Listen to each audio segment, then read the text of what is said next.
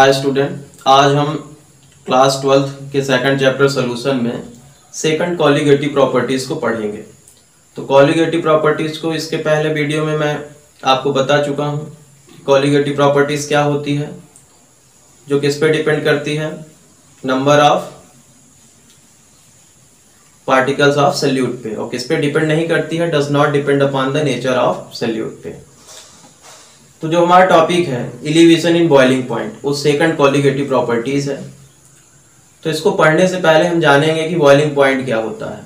Lower क्लासों में आपने पढ़ा होगा कि बॉइलिंग पॉइंट जो है वो ऐसा टेम्परेचर है जिस पे कोई भी लिक्विड जो है बॉइल करना स्टार्ट करता है या बॉइल होता है, उसको हम बोलते हैं क्या, बॉइलिंग पॉइंट। आज हम कुछ नया जानेंगे कि बॉइलिंग पॉइंट क्या है। बॉइलिंग पॉइंट जो है वो किसी भी लिक्विड का जो वेपर प्रेशर है वो इक्वल होगा किसके, एटमॉस्फेरिक प्रेशर के, उसी को हम क्या बोलेंगे, बॉइलिंग पॉइंट बोलेंगे। तो इसकी डेफिनेशन क्या होती है, it is the temperature at which the vapour pressure of the liquid become equal to the atmospheric pressure. मतलब वेपर प्रेशर जो है लिक्विड का वो इक्वल होगा किसके, एटमॉस्फेरिक प्रेशर के। जैसे वाटर का जैसे मान लेते हैं यहाँ वेपर प्रेशर है, वेपर प्रेशर हमारे पास वाटर है वो इक्वल होगा किसके, एटमॉस्फेरिक प्रेशर के। तो एटमॉस्फेरिक प्रेशर कितना होता है, 1 atm। मतलब वाटर का किसी भी लिक्विड का जो वेपर प्रेशर है जब वो 1 atm के इक्वल होगा तब हम उसको क्या बोलते हैं, बॉइलिंग पॉइंट। उस टेम्परेचर को हम क्या बोलेंगे, बॉइलिंग पॉइंट। तो बॉइलिंग पॉइंट ऑफ वाटर कितना होता है, 100 डिग्री सेल्सियस होता है। अब हम टॉपिक पे आते हैं।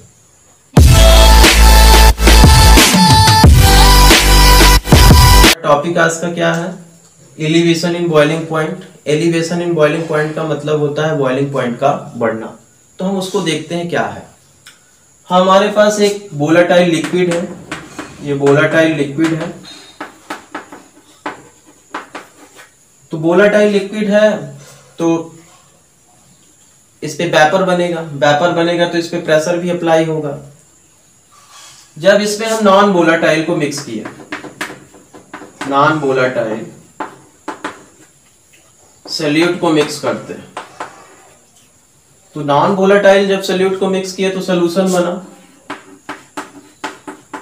तो सॉल्यूशन जब बनेगा तो इसमें जो नॉन वोलेटाइल सॉल्यूट है वो इसको इवेपोरेट नहीं होने देगा, मतलब वेपर नहीं बनने देगा। वेपर नहीं बनेगा तो वेपर प्रेशर नहीं बनेगा।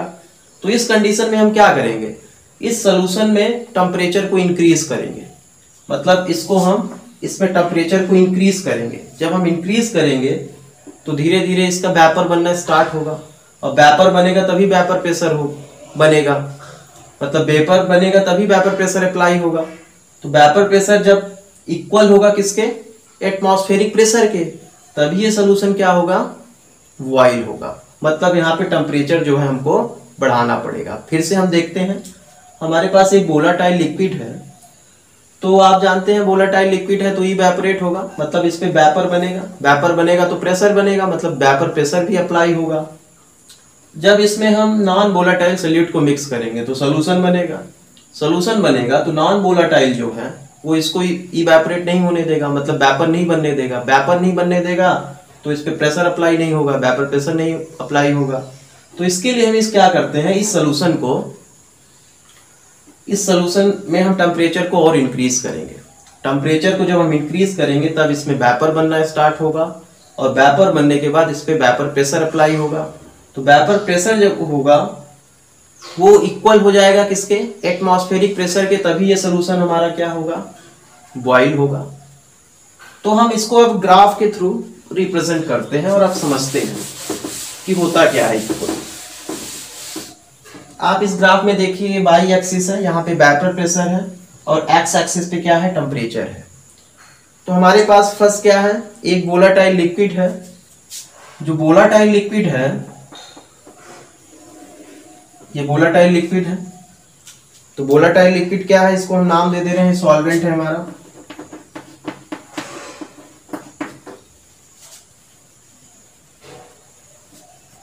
ठीक है, यहाँ पे 1 atm है, मतलब एटमॉस्फेरिक प्रेशर है। तो एटमॉस्फेरिक प्रेशर ये यहाँ पे इक्वल हो रहा है, मतलब यहाँ पे कौन सा टेम्परेचर है, तो हम इसका टेम्परेचर जो मान लेते हैं कितना होता है T नॉट बी।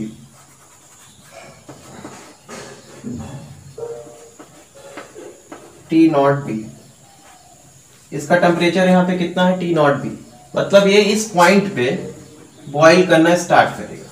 जो सॉल्वेंट है, प्योर सॉल्वेंट जो है, वो इस पॉइंट पे यहाँ पे एटमॉस्फेरिक प्रेशर के इक्वल हो रहा है। देखिए इस ग्राफ से ये वेपर प्रेशर है और यहाँ पे ये इक्वल होता है किसके, एटमॉस्फेरिक प्रेशर के।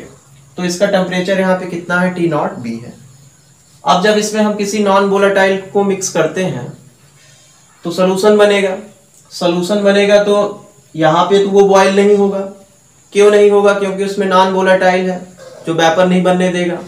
तो इस कंडीशन के लिए हम क्या करेंगे, उस सोल्यूशन में टेम्परेचर को इंक्रीज करेंगे। जब हम इंक्रीज करेंगे तो वो यहां पे ना बॉईल होके कहां पे होगा, यहां पे बॉईल होगा।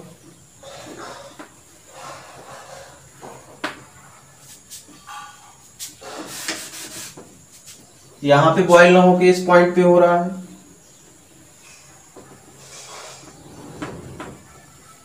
इस पॉइंट पे बॉईल करना स्टार्ट करेगा।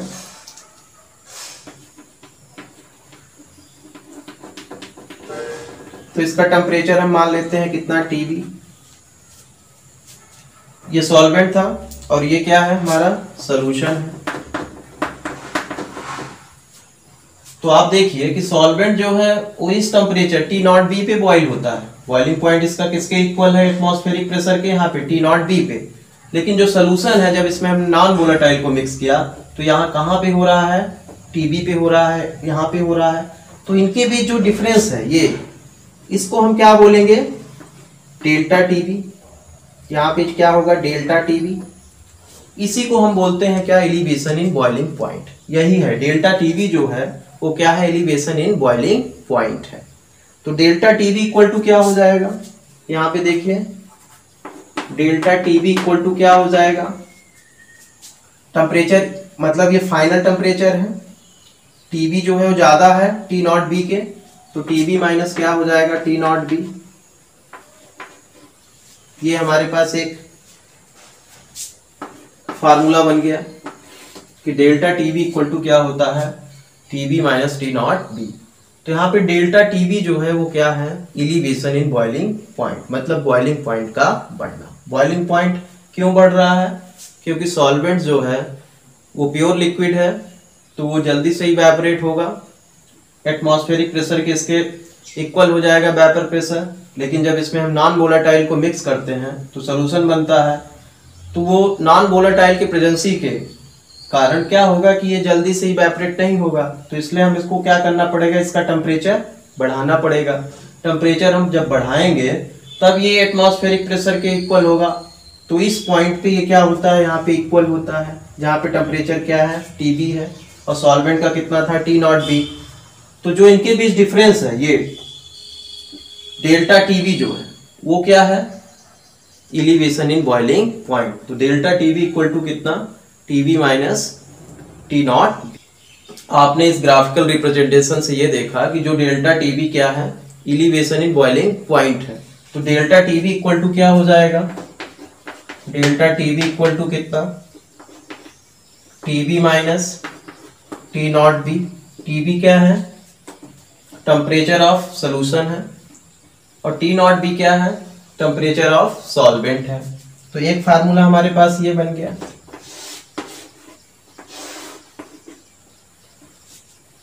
तो एलिवेशन इन बॉइलिंग पॉइंट जो डेल्टा TB है वो डायरेक्टली प्रोपोर्शनल होता है किसके, मोलरिटी के।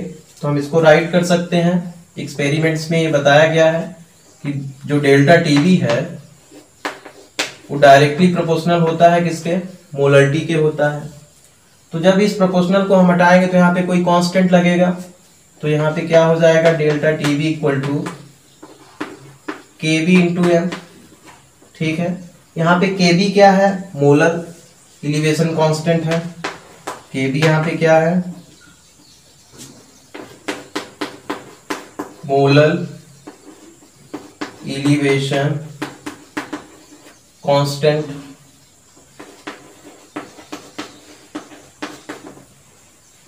यहाँ पे Kb क्या है, मोलर एलिवेशन कांस्टेंट। तो यहाँ पे Kb क्या है, मोलर एलिवेशन कांस्टेंट, और इसी को बोलते हैं इबिलियोस्कोपिक कांस्टेंट। तो यहाँ पे कितना हो गया, डेल्टा टीवी इक्वल टू कितना, Kb इंटू एम। और Kb यहाँ पे क्या है, मोलर एलिवेशन कांस्टेंट, या इसी को बोलते हैं इबिलियोस्कोपिक कांस्टेंट। तो हम मोलरिटी से जानते हैं क्या होता है कि m इक्वल टू क्या होता है, WB अपान MB इंटू कितना 1000 अपान कितना WA, ये मोलरिटी है।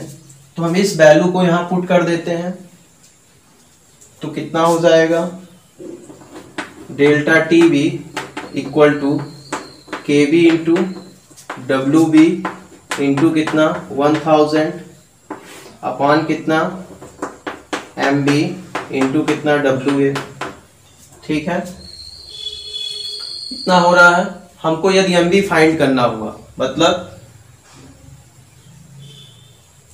मॉलिक्यूलर मास ऑफ सॉल्यूट को फाइंड करना हुआ, तो कितना हो जाएगा फार्मूला, यहाँ पे डिवाइड में है, जब इधर आएगा तो इंटू में हो जाएगा, तो मतलब डेल्टा TB इंटू कितना MB इक्वल टू कितना हो जाएगा, KB इंटू WB इंटू कितना 1000 अपान कितना WA। हमको फाइंड क्या करना है, MB फाइंड करना है। तो MB के हम कैसे कर देंगे, यहाँ MB जो है, यहाँ पे डेल्टा TB जो है मल्टीप्लाई में है, उधर जाएगा तो डिवाइड में हो जाएगा, मतलब MB इक्वल टू कितना हो जाएगा, KB इंटू WB इंटू कितना 1000 अपॉन कितना WA इंटू डेल्टा TB। ये हमारे पास एक फार्मूला आ गया। मतलब molecular mass of solute find करना है तो MB इक्वल टू कितना हो जाएगा, KB इंटू WB इंटू कितना 1000 अपॉन कितना WA इंटू कितना डेल्टा TB। इस फार्मूले से हम क्या फाइंड कर सकते हैं, मॉलिक्यूलर मास ऑफ सॉल्यूट।